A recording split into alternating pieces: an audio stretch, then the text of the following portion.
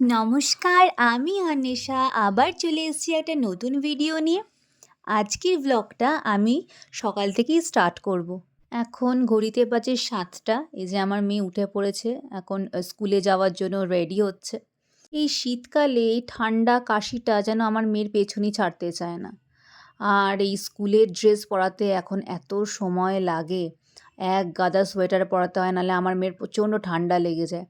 ভেতরে একটা পরাই, তার উপরে স্কুল ড্রেস, তারপরে দুটো সোয়েটার পরাই। শীতকালে এই সকাল সকাল ঘুম থেকে ওঠাটা যেন আমাদের দুজনের কাছেই পানিশমেন্ট, কিন্তু কি আর করা যাবে, স্কুল তো আর এত অ্যাবসেন্ট করা যাবে না। আর আমি চেষ্টা করি ওকে অ্যাবসেন্টটা না করানোর, কারণ না হলে ওটা ওর অভ্যেস হয়ে যাবে।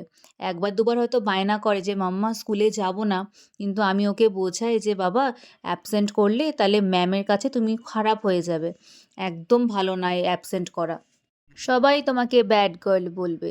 এই বলার পরের থেকে আমার মেয়ে কান্নাকাটি করলেও বলে যে না না মাম্মা যাবো স্কুলে।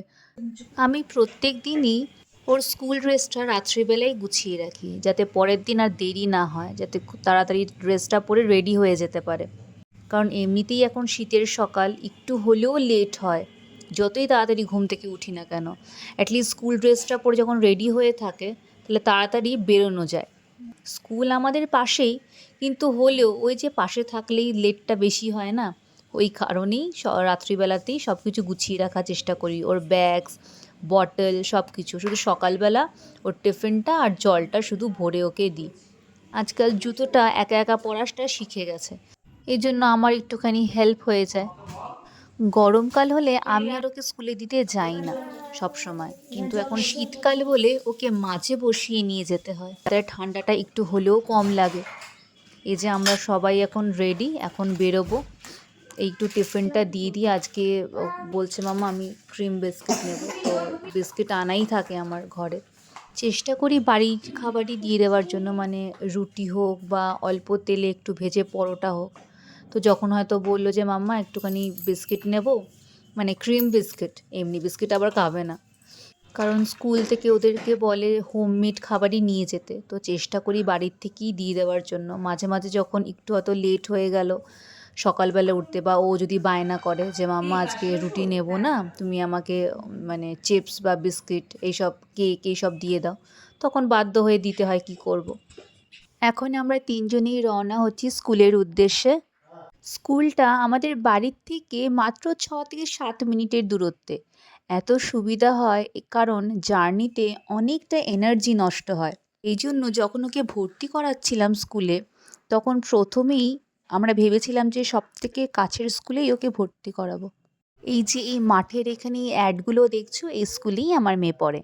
আর এমনিতেও ডিপিএস মেগাসিটি এই স্কুলটা খুব নামকরা স্কুল, যখন একদম বাড়ির পাশেই আছে তাহলে স্কুলেই ভর্তি করানোই ভালো। এই যে প্রায় তোমাদের সাথে গল্প করতে করতে স্কুল পৌঁছেও গেছি। এই স্কুলটাতে ঢুকলেই যেন মনে হয় গাছগুলোর দিকে তাকাই, এত গাছ এই স্কুলে, কোন গাছ নেই। এই যে আমার মেয়ে টাটা করতে করতে প্রতিদিনই যায়, একটা মনের শান্তি লাগে যে বাচ্চাগুলোকে একদম আমরা ভেতরে ঢুকিয়ে দিয়ে আসতে পারি। মানে গেট থেকেই ছেড়ে দিলাম সেরকম না, একদম ভেতরে ঢুকে আমরা দিয়ে আসি। এই যে গাছগুলোকে দেখেছো, কোন গাছ নেই, সব রকমেরই গাছ আছে বলতে গেলে এখানে। ফুল গাছ তো সব রকমেরই আছে, ফল গাছেরও কোনো কমতি নেই। এত ভালো লাগে আমার, কি বলবো, এত সুন্দর এদের এনভায়রনমেন্টটা। এই যে আমরা এখন বেরিয়ে যাচ্ছি বাড়ির উদ্দেশ্যে। শীত থাকলেও আজকের সকালটা খুব ভালো লাগছিল, রোদটা এত মিষ্টি যেতে যেতে, তাই একটু দেখছিলাম এদিক ওদিকটা। এই যে এখন একটুখানি আমি কফি খাবো, কারণ এই চা আর কফিটা এই সকালবেলা হচ্ছে আমার চার্জার। এইটা না হলে যেন দিনটাই শুরু হতে চায় না। আর এই সময় আমি এডিট করে থাকি, মেয়ে স্কুলে থাকে আর আমার হাজব্যান্ড নিজের কাজ নিয়ে থাকে, তো এই সময়টাই অনেকটা নিলিবিলি থাকে বলে আমি এই সময়টাই বেছে নিয়েছি এখন এডিট করার জন্যে। তো কোনো এক সময় আমি কিভাবে এডিট করি সব কিছুই তোমাদের সাথে শেয়ার করব। তারা হয়তো ভাবছো যে নতুন করে স্টার্ট করবে, তো তাদের জন্য হয়তো খুব হেল্পফুল হবে। চেষ্টা করব খুব শিগগিরই ওই ভিডিওটা আনার জন্যে। আর এখন পুজো দিচ্ছি, স্নান টান কমপ্লিট হয়ে গেছে আমার, পুজোটা দিয়ে রান্নার দিকে যাব। সকালের পুজোটা আমার দুই জা দেয়, কারণ যেহেতু গোপাল আছে সকালের একটা পুজো দিতে হয়। আর দুপুরের দিকে পুজোটা আমি দিই। আবার সন্ধেবেলা আরেকবার পুজো হয়। তো ৩ বারই পুজো দেওয়া হয় আমাদের এই ঠাকুর ঘরে। ঠাকুরকে ফুল দিয়ে সাজানোর পরে এত সুন্দর লাগে ঠাকুরঘরটা, কি বলবো। আজকে রান্নাটা হয়তো একটু দেরি হয়ে যাবে করতে, কারণ আমার মেয়েও স্কুল থেকে চলে আসবে।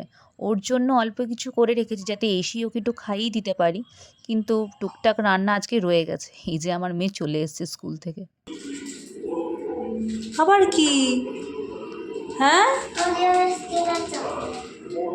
কে বার্থডে ছিল কারোর? পাপা কিনে দিয়েছে? বাহ, ঠিক আছে। মিষ্টিটা নিয়ে আয়। কোথায় মিষ্টিটা? নিচে আছে প্রসাদ? আচ্ছা আচ্ছা, আমি নিয়ে আসছি দাঁড়া। কি চকলেট? দেখি চকলেটটা, দেখি। চকলেট প্লাস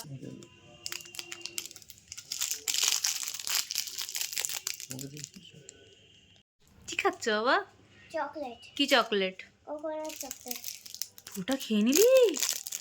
আমাকে একটু দে। একটু আগে ওরিও বিস্কিট খেয়েছিস না? আচ্ছা, একটু ভেঙে আমাকে দাও।